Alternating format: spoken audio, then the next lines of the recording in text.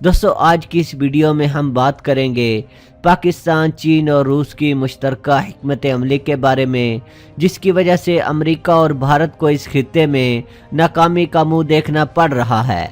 Video के दूसरे हिस्से में हम मुत्तहिदा अरब अमारात के प्रिंस के दौरा पाकिस्तान की कामयाबियों पर बात करेंगे। तो दोस्तों जानने के लिए आखिर तक इस वीडियो को देखते रहिए। दोस्तों जैसा कि आप जानते हैं कि अमेरिकी फ़ौजी दस्तों की वापसी मामूली बात नहीं है।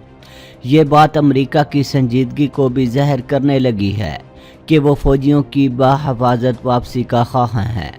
कोई फरीक इस जंग में शिद्दत नहीं चाहता।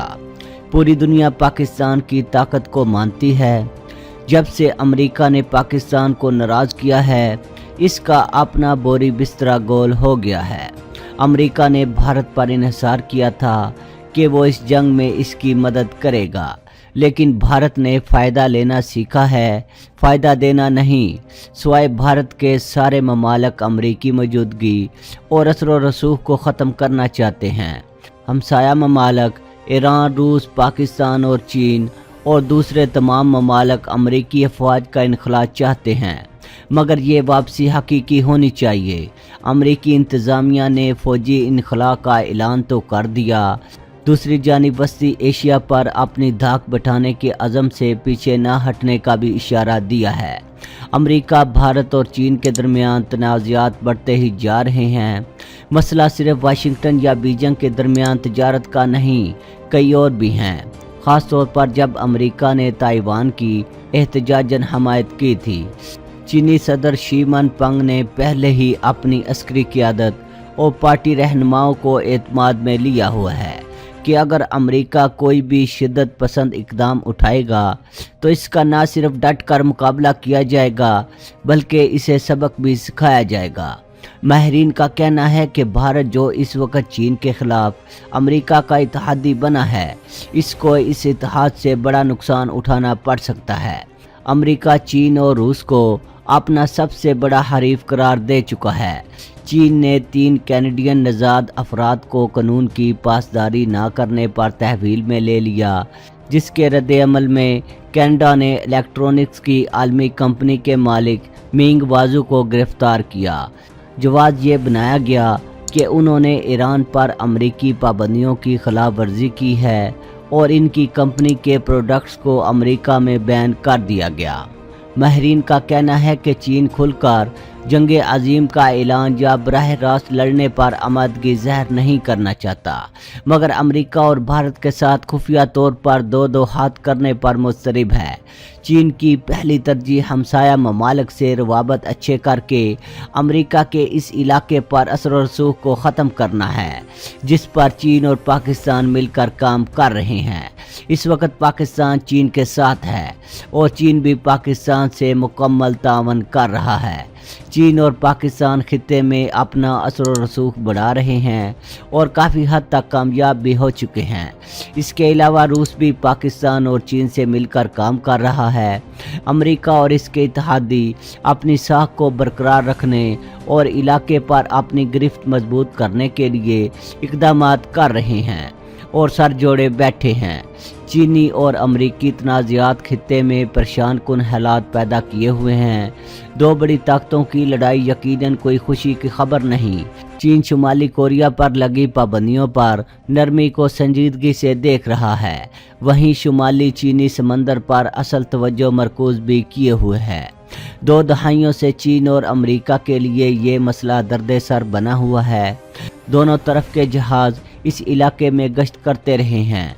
बीजिंग इस बात पर जोर देता आ रहा है कि 90% हिस्सा इसका है। मलेशिया, फिलिपाइन और वियतनाम इन इलाकों में मसनूई जजीरे बनाए हुए हैं। चीन का हमेशा ये बयानिया रहा है कि वो एक बड़ी समुद्री हदूद रखता है। यकीनन इन इलाकों में मसनूई जजीरे बनाना एक गैर कानूनी अमल है। अमेरिका इस बात पर जोर देता रहा है कि अगर चीन इन इलाकों में अपने मज़ीद मसनूई जजीरे बनाता है तो आलमी तिजारत की आमदोरफ्त में खलल पैदा होगा, जिसकी मालियत सालाना $5 अरब के करीब है। चीन और अमेरिका के दरमियान गुज़श्ता साल के आखिर में कई तिजारती माहदे हुए। तवक्को की जाने लगी کہ ان معاہدوں کی بدولت دونوں ممالک میں کشیدگی کم ہوگی۔ قلیل عرصے میں اس کا کم ہونا زمینی حقائق کے منافی ہے۔ سن 2018 اور سن 2019 سعودی عرب ایران اور امریکہ کے باہمی تعلقات میں واضح تصویر نہیں کھینچ رہے۔ پہلے 3 ایرانیوں کے خدشات میں سے ایک یہ بھی ہے کہ اس کو مزید پابندیوں کا سامنا کرنا پڑ سکتا ہے۔ سن 2015 کے جوہری معاہدے ختم ہونے کے بعد ہر طرف سے ایران پر دباؤ بڑھا۔ اس دباؤ کی بنا پر ریاض نے بھی ایران کو آنکھیں دکھانا شروع کر دیں۔ سعودی شہزادے محمد بن سلمان کا رویہ ڈھکا چھپا نہیں۔ انہوں نے ایران پر لیبیا کی طرز پر چڑھائی کرنے کا عندیہ دیا۔ امریکہ کے لیے اصل پریشانی کا سبب جوہری معاہدے کے ختم ہونے کے بعد پابندیوں کے باوجود دوسرے ممالک کا تہران کے ساتھ تجارت جاری رکھنے کا عمل ہے۔ پاکستان نے بھی واضح کیا ہے کہ وہ پابندیوں کے باوجود ایران سے تجارت جاری رکھے گا۔ امریکی پابندیاں ایران کو یورپی ممالک چین اور روس کے قریب بھی کیے ہوئے ہیں۔ ایرانی حکام لگاتار ان ممالک سے روابط بڑھانے میں مصروف ہیں۔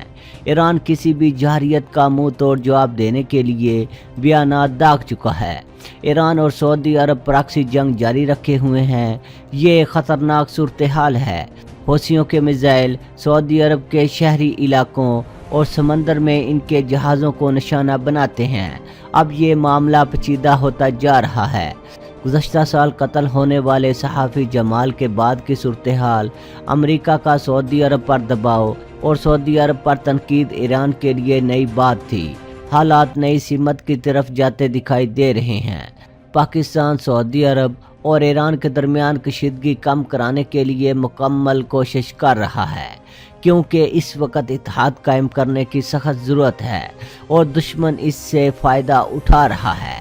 دوستو، پاکستان کے وزیر اعظم عمران خان پہلی بار کسی غیر ملکی مہمان کو لینے ایئرپورٹ پر پہنچے اور اسے خود ڈرائیو کرتے ہوئے اس وزیر اعظم ہاؤس میں لائے، جسے عارضی طور پر اس تقریب کے لیے کھولا گیا۔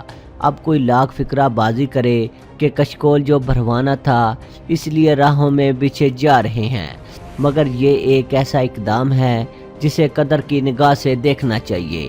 جیسا کہ آپ جانتے ہیں کہ خطے کی صورتحال بدلتی جا رہی ہے، پاکستان کی اہمیت میں اضافہ ہو رہا ہے، اس کے برعکس بھارت کی اہمیت کم ہو رہی ہے۔ جیسا کہ بھارت کے ایک جج نے بھی بھارت کی کم ہوتی اہمیت پر تبصرہ کیا ہے۔